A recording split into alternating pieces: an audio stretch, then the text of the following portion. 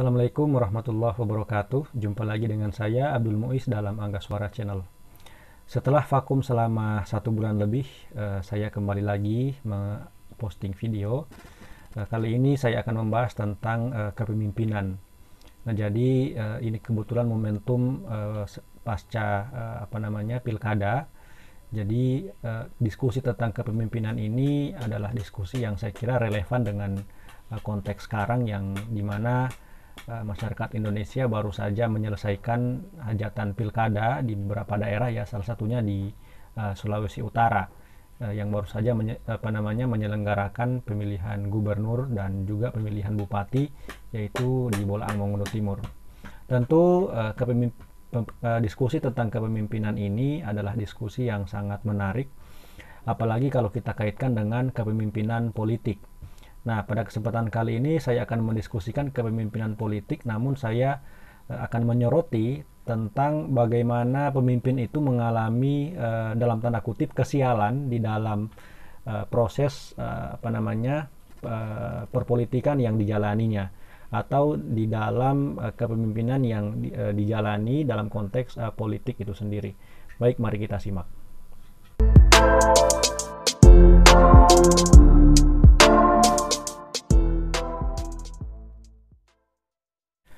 Sesudah tahun 1998, di mana Indonesia telah memasuki masa reformasi, ya, setelah sebelumnya telah melewati Orde Lama dan juga Orde Baru. Orde Lama itu di zaman Soekarno dan Orde Baru itu di zaman Soeharto, lalu kemudian memasuki era reformasi. Itu kemudian keran demokrasi itu dibuka lebar, sehingga kemudian banyak orang yang aktif berkecimpung di dalam dunia politik. Nah, termasuk di sana ada para saudagar, para pengusaha, terus juga bahkan pihak-pihak swasta, bahkan juga para elit mahasiswa, bahkan ada yang juga terlibat di dalam dunia politik gitu. Nah, di sisi lain, dengan adanya keran demokrasi yang kemudian dibuka lebar setelah reformasi gitu, ya, atau di zaman reformasi setelah tahun 1998, itu kemudian masyarakat dihadapkan dengan berbagai atraksi para elit politik, sebagaimana yang sering kita lihat. Nah, sayangnya gitu, ya, sayangnya para politisi itu tidak mempersoalkan kepatutan. Kepatutan maksud saya di sini adalah beberapa politisi itu kemudian tidak melihat atau tidak mengutamakan etika politik di dalam berpolitik. Nah, etika politik ini misalkan soal bahwa politik itu sebenarnya orientasinya adalah untuk pengabdian kepada masyarakat, bukan hanya semata-mata untuk kepentingan pribadi atau kepentingan golongan. Nah, ini sebenarnya yang gagal dipahami oleh para politisi-politisi kita sejak pasca 1998 sampai dengan hari ini. Nah, akan tetapi saya tidak akan mendiskusikan para politisi yang dalam tanda kutip ingkar janji itu saya kira sudah banyak dibahas di forum-forum diskusi, ya, baik itu di forum-forum ilmiah maupun di warung-warung kopi. Itu saya kira sudah banyak dibahas bagaimana kemudian banyak politisi kita yang ketika dia kampanye misalkan banyak berjanji hal-hal yang bahkan janjinya itu ada termasuk hal yang mustahil gitu. Dia berjanji misalkan ingin membangun jembatan misalnya, padahal di satu daerah itu tidak ada sungainya gitu. Nah, itu adalah salah satu contoh janji yang tidak masuk akal, dan itu saya kira sudah banyak kita dengar, dan kita juga sering mendiskusikan para politisi seperti itu. Nah, maka pada kesempatan kali ini saya akan mendiskusikan para politisi, atau dalam hal ini pemimpin politik, itu yang justru mengalami kesialan. Nah, dalam hal ini mengalami kesialan itu di awal-awal kepemimpinannya itu dia kemudian dijunjung tinggi, bahkan dihargai oleh masyarakat dan juga negara-negara tetangga, dan disegani oleh para pesaingnya bahkan. Tetapi di akhir-akhir kepemimpinannya, pemimpin politik ini kemudian menjadi orang yang dalam tanda kutip orang yang paling rendah lah, katakanlah begitu, atau orang yang sudah tidak ada harganya seperti itu. Nah, saya mengambil salah satu contoh di dalam novelnya Gabriel Garcia Marquez. Nah, Gabriel Garcia Marquez ini adalah seorang sastrawan Kolombia begitu, ya. dan dia menerima hadiah Nobel di tahun 1982 karena menulis tentang buku yang berjudul El General Enzo Labirinto atau Jenderal dan Labirinnya gitu. Jadi dia menulis buku tentang bagaimana seorang jenderal yang kemudian menciptakan semacam labirin. Labirin ini dalam arti panggung politik begitu ya. Dan kemudian panggung politik itu justru menjerumuskannya. Nah, ini kemudian ditulis oleh Gabriel Garcia Marquez. Nah, jadi dalam novel itu ada seorang tokoh namanya Simon Bolivar, dan ini saya kira adalah tokoh nyata begitu ya. Dalam novel tersebut Gabriel Marquez itu tidak menggambarkan Simon Bolivar itu sebagai orang yang berjaya begitu ya. Dalam arti dia tidak terlalu menceritakan soal kejayaan-kejayaan Simon Bolivar itu, tetapi justru di dalam novel itu Marquez menceritakan terkait dengan bagaimana kehidupan Bolivar beberapa bulan sebelum kejatuhannya gitu. Nah, siapa sesungguhnya Simon Bolivar ini? Simon Bolivar ini adalah jenderal gitu ya, yang di saat umur 46 tahun itu kemudian dia dihadapkan dengan kompleksitas masalah. Nah, jadi Simon Bolivar ini adalah seorang tokoh besar gitu ya, yang oleh Michael Hart sendiri itu dianggap sebagai seorang yang salah satu orang yang berpengaruh gitu ya, di urutan kesekian. Itu silakan sahabat-sahabat cari. Dia adalah tokoh gitu ya. Simon Bolivar ini adalah tokoh pembebas Amerika Selatan gitu. Nah, Amerika Selatan itu yang hari ini kita kenal dengan negara-negara yang termasuk di dalamnya itu negara Kolombia, Venezuela, terus ada Ekuador, termasuk juga Peru dan Bolivia. Nah, Bolivar ini adalah salah satu tokoh atau adalah jenderal yang kemudian terlibat di dalam perjuangan untuk membebaskan Amerika Selatan dari penjajah Spanyol gitu. Nah, pada waktu itu masyarakat kemudian memujinya, mengelu-elukannya gitu ya. Bahkan tokoh-tokoh yang lain itu kemudian memujanya sebagai jenderal yang sangat pemberani dan pembebas begitu ya.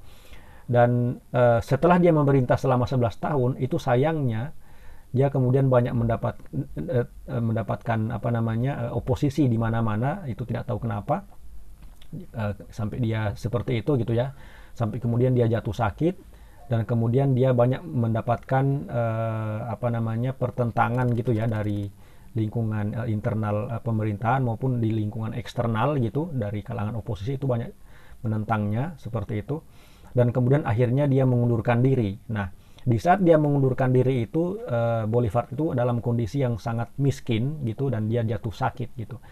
Nah, ini bisa dibayangkan bagaimana seseorang yang sangat kaya, yang awalnya itu memerintah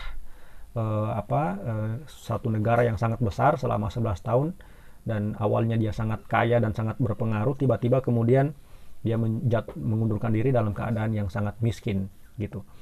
Dan banyak mengatakan bahwa tentu kejatuhan Bolivar ini tidak terlepas dari konspirasi para elit pada waktu itu, yang kemudian banyak yang menentang kebijakan-kebijakan Bolivar begitu ya.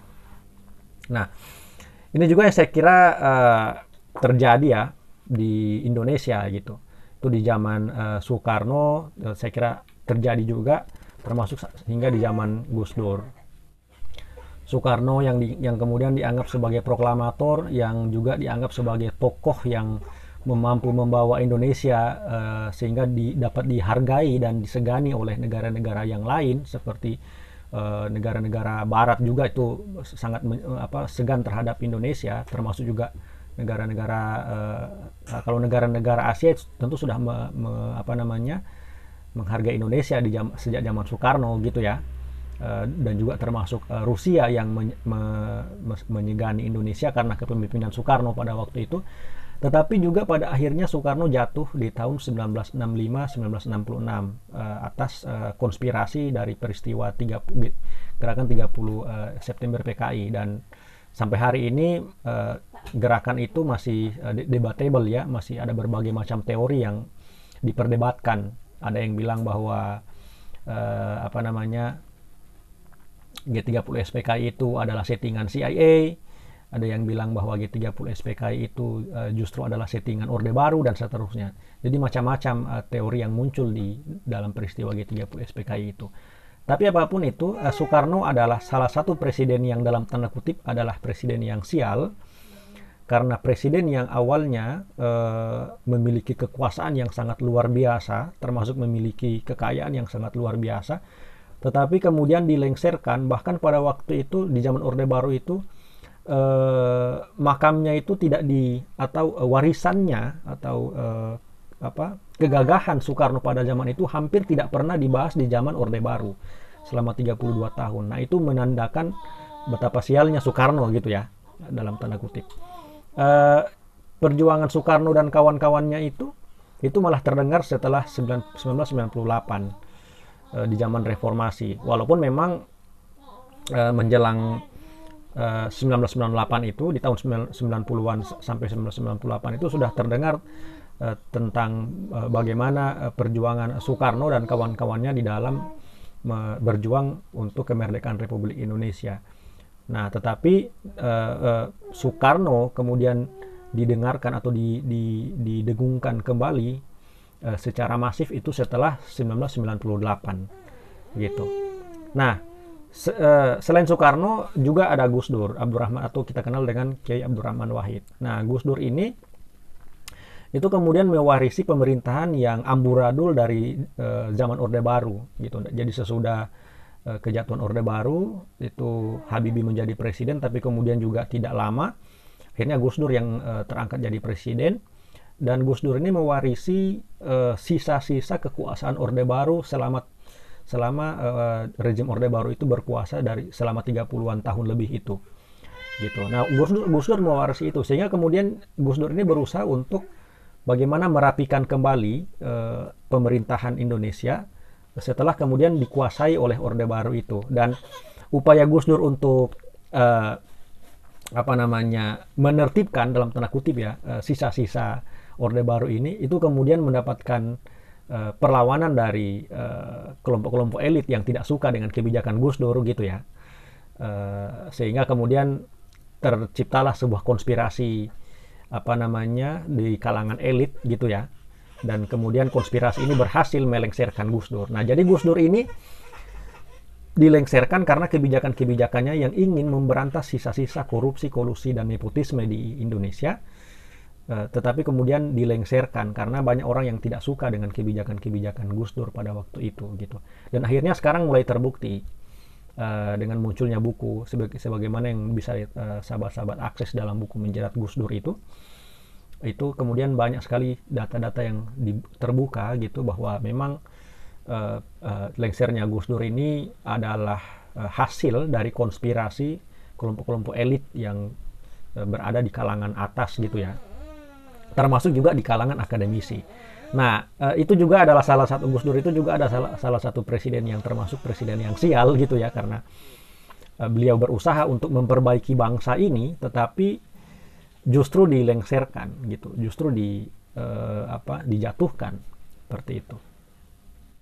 Pertanyaannya adalah apa pelajaran yang dapat diambil dari kisah-kisah atau cerita-cerita yang saya sampaikan tadi?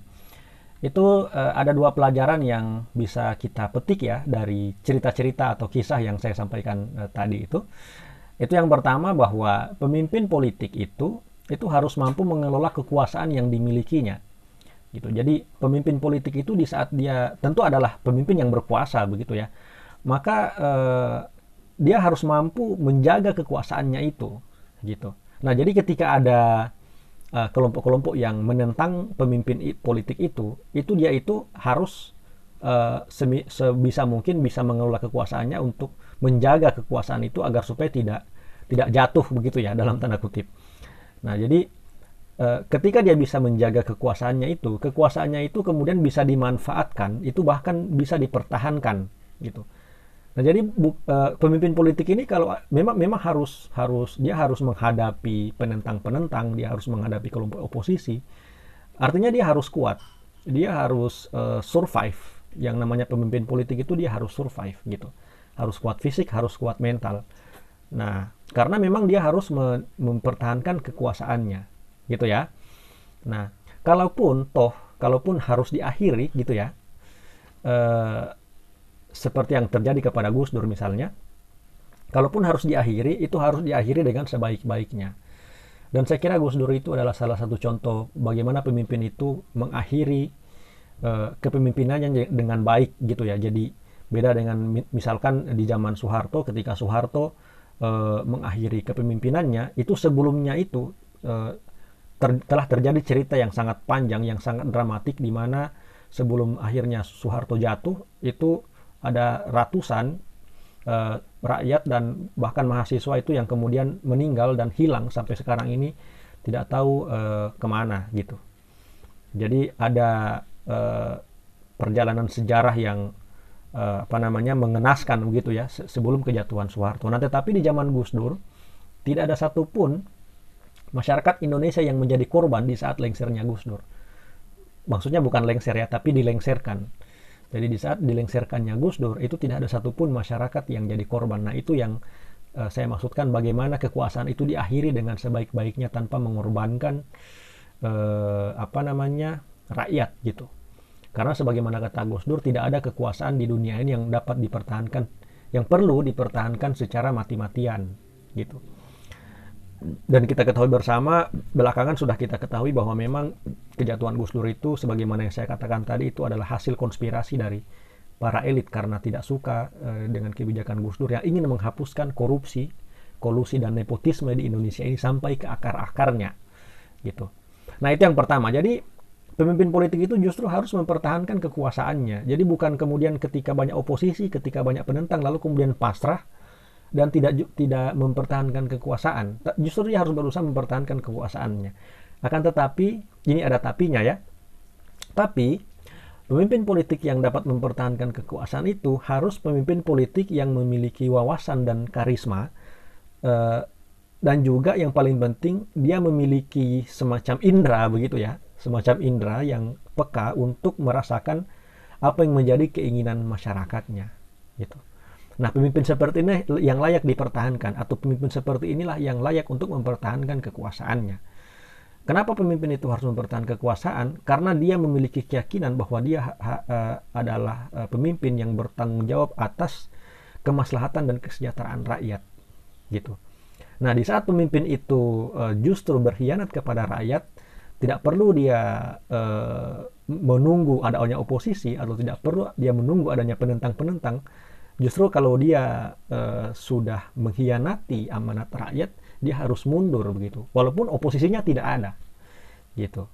Akan tetapi ketika pemimpin itu adalah pemimpin yang memang nuraninya itu adalah untuk melayani keinginan masyarakat atau kepentingan masyarakat, walaupun banyak sekali oposisi yang menentangnya, ataupun banyak sekali elit-elit politik yang ingin menggulingkannya atau menjatuhkannya, maka pemimpin ini harus bertahan. Dia harus mempertahankan kekuasaannya agar supaya dia bisa lebih lama lagi untuk mensejahterakan rakyat, atau untuk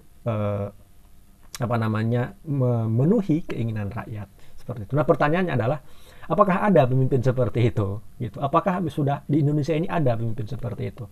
Silakan jawab sendiri-sendiri di dalam pikiran kita masing-masing dan di dalam hati kita yang paling dalam masing-masing. Apakah memang ada pemimpin kita seperti itu yang memang tujuannya murni untuk melayani kepentingan masyarakat? Demikian yang dapat saya sampaikan. Kita ketemu lagi pada video-video berikut. Assalamualaikum warahmatullahi wabarakatuh.